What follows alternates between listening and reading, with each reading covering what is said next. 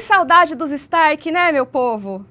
Nossa, que saudade de Winterfell, que saudade de ver essa fotografia ali mais clara, mais fria, essa neve ali, um sotaquezinho do norte de Westeros ali. Nossa, que delícia! Eu fiquei muito feliz vendo esse momento. Foi um fanservice, sim, mas é um fanservice que eu acho que super serve pra série. Eu, inclusive, queria mais momentos em Winterfell, vou falar mais sobre isso, né? Mas o que tá rolando nesse momento, né? Aí eu tenho o Winterfell ali aparecendo pra gente. A gente começa essa cena com um corvo voando ali pela floresta e tal, e ele vai chegar em Winterfell. E a gente já reconhece pela música rolando ali, é aquela música que evoca o norte de Westeros e tudo. As trilhas do Ramin Djawadi são muito fortes nos temas, né? Você ouve uma música e você já pensa no personagem que ela traz, e é isso que eles fizeram aqui. E aí, esse corvo provavelmente é o corvo que traz a notícia da morte do Lucerys Velaryon, né, do Luke.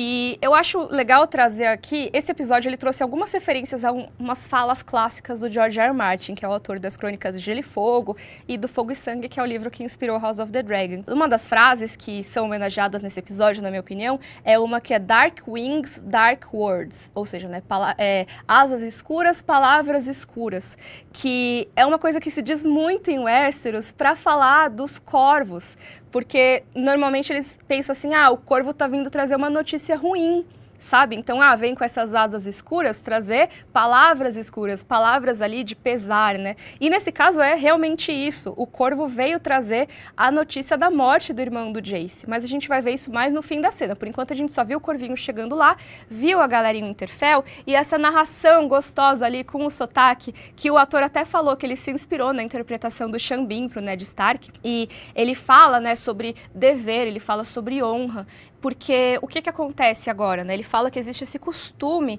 entre os Stark de, a cada início de inverno, não é doar, né? Ceder 10% ali, né? Um em cada 10 dos seus homens para a patrulha da noite.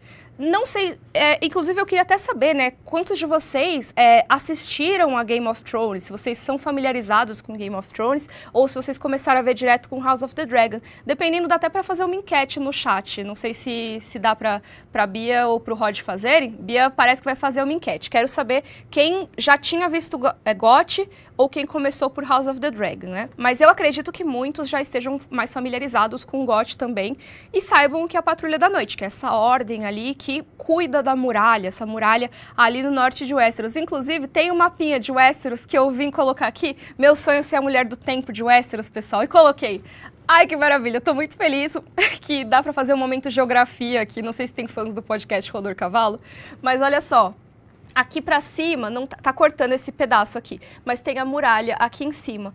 E a muralha, ela divide, né, o que seria, na visão da galera de Westeros, o que seria o mundo civilizado do mundo selvagem, da barbárie, que tem ali o povo livre, que eles chamam de selvagens, e tem certas criaturas ali também, que não são humanas, que são o que a galera quer evitar, né? Então a gente tem esse lugar chamado Muralha, ali no norte de Westeros, e a Patrulha da Noite fica ali. Eles são as pessoas que guardam a muralha, que ficam lá para proteger os reinos dos homens. Que seriam os reinos dos homens nesse caso? Eles estão se referindo a esses reinos, que antigamente eram vários, agora são e Dorne, que é aqui embaixo, que ainda não entrou nos 7 reinos, né? Sobre essa doação, né, essa coisa de ceder os homens para a Patrulha da Noite, uma coisa que o Cregan fala, e eu já vou falar sobre o Cregan, que é o Lord Stark, ele fala sobre isso não ser uma punição, mas uma honra. Por que isso? Quando a gente conhece a Patrulha da Noite em Game of Thrones, a Patrulha da Noite é quase como uma colônia penal, né? É aquela coisa que uma pessoa é pega roubando, ou é um estuprador, ou é um assassino, ou é alguém que caçou sem autorização. Tem vários tipos de crimes, né? Tem desde os crimes realmente, nossa, que crime terrível, e tem o crime, a pessoa estava com fome e foi caçar na terra de um senhor. Acontece, infelizmente, em Westeros. E essa pessoa, normalmente ela tem que escolher entre a punição de ficar preso, perder alguma parte do corpo como punição, ou então servir durante o resto da vida na Patrulha da Noite. Funciona muito como uma colônia penal, mas também tem as pessoas que vão voluntariamente. É o caso do Jon Snow em Game of Thrones, por exemplo. Mas quando a gente vê em Game of Thrones, a vibe da Patrulha da Noite tá muito de, cara, é um lugar que não tem ninguém bacana, é só gente que é fora da lei e tudo. E aqui nesse momento, a gente ainda não sabe, em A Casa do Dragão, qual é o estado da Patrulha da Noite. A gente não viu muito a respeito dela. Mas, pelo menos no norte de Westeros, a Patrulha é mais respeitada do que no restante do continente. E os Stark têm uma relação muito forte com a Patrulha. Tanto que o Cregan, ele fala, né, que esse costume de ceder aí 1/10 dos homens da Casa Stark veio desde a época do Thorin Stark, que foi o último rei do norte. Já vou falar mais sobre ele. E ele diz que isso é uma coisa que é uma honra. Então, assim, até os parentes dele vão. Tem aquele carinha que mostra pegando, né? Tipo uma loteria e o cara, ele pega uma bolinha, assim, parece. Que ele faz uma cara... Não é triste, mas meio que assim, é verdade, né? Acho que eu vou ter que ir pra Patrulha da Noite.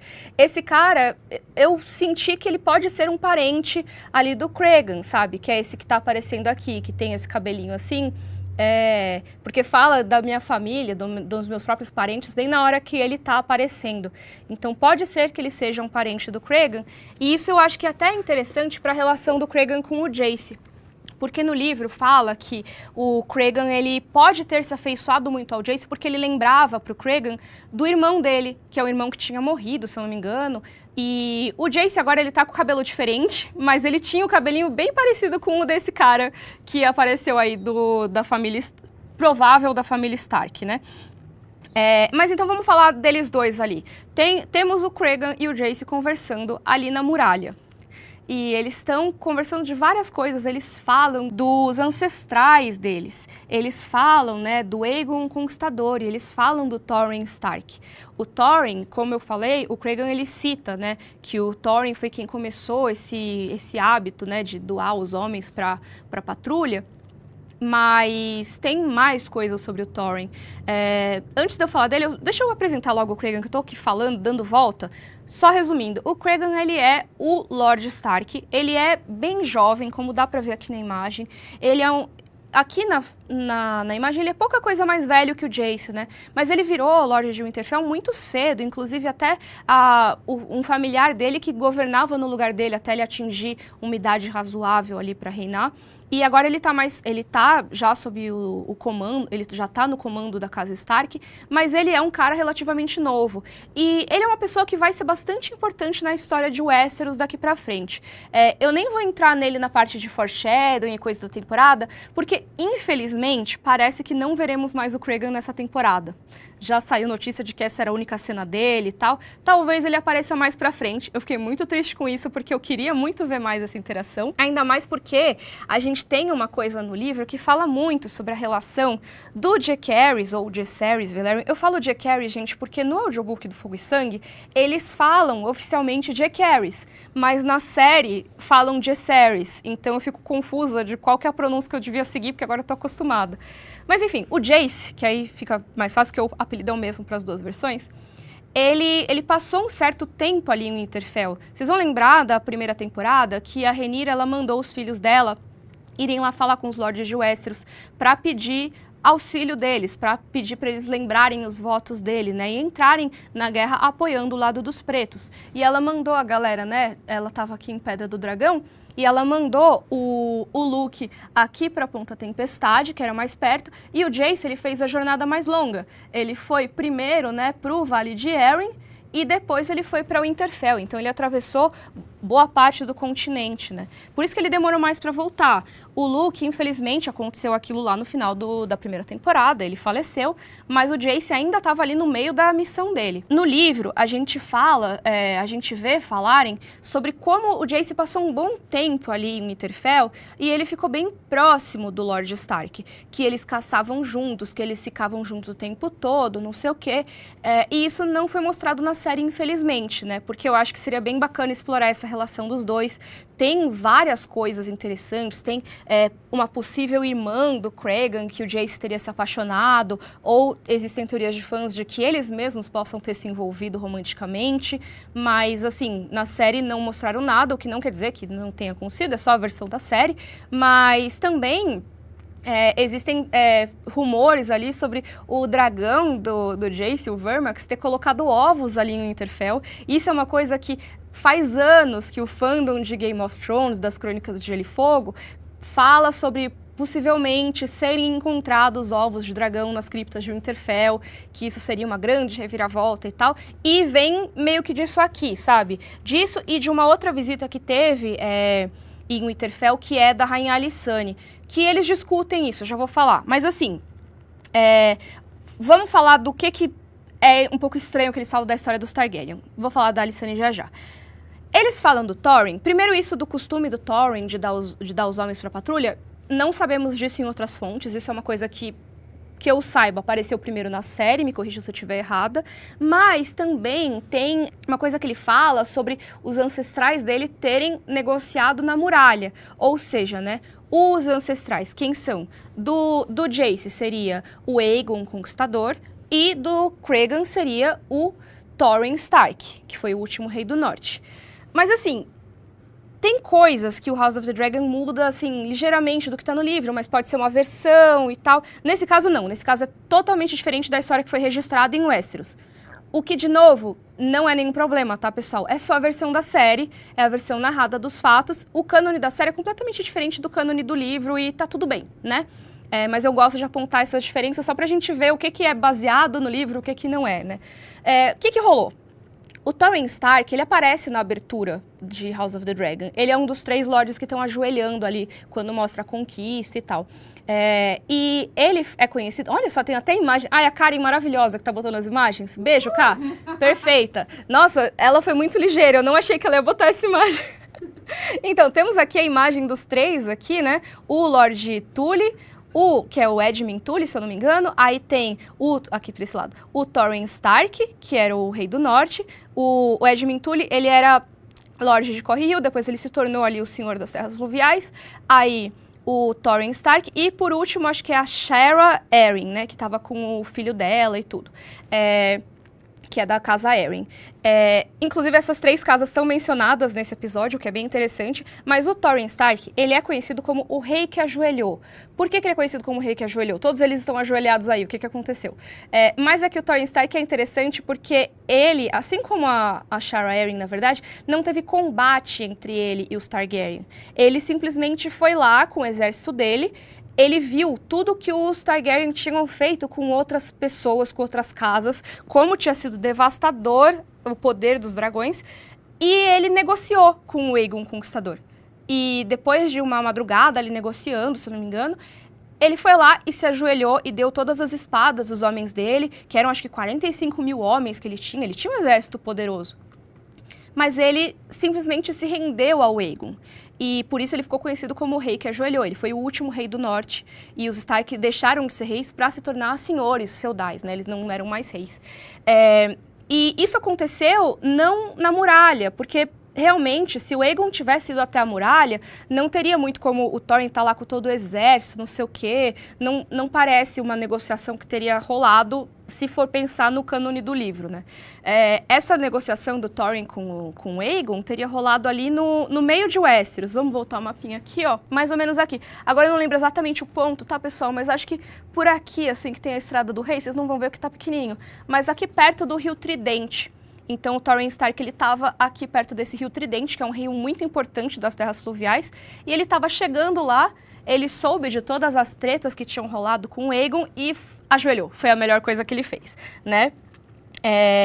E então, assim, não daria para ser na muralha. Imagina, a muralha aqui em cima, né? O exército do Thorin estava indo para o sul, só se o Aegon tivesse ido lá antes do exército dele marchar. Não encaixa com o livro e também é isso, só não encaixa mesmo, quis falar isso como curiosidade. E outra coisa que eles falam também, que é interessante, é sobre outro rei Targaryen que foi para a muralha. Eles falam que o rei Jaehaerys e a rainha Alysanne foram visitar a muralha. Isso é parecido com o livro, mas não é a mesma coisa. Por quê? A história que o Cregan fala, que é bem interessante, de, pô, o dragão quis passar, ele não quis passar pela muralha, ele não quis ver o que tem atrás da muralha.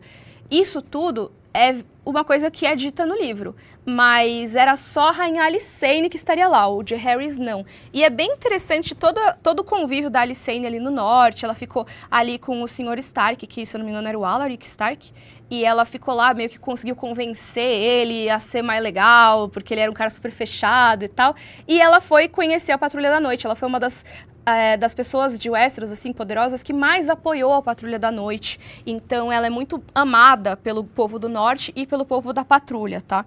Pelo povo do Norte, não necessariamente, né? Mas pelo povo da Patrulha da Noite. Porque do Norte ela tirou uns privilégios lá e tal, fez os caras doarem umas terras.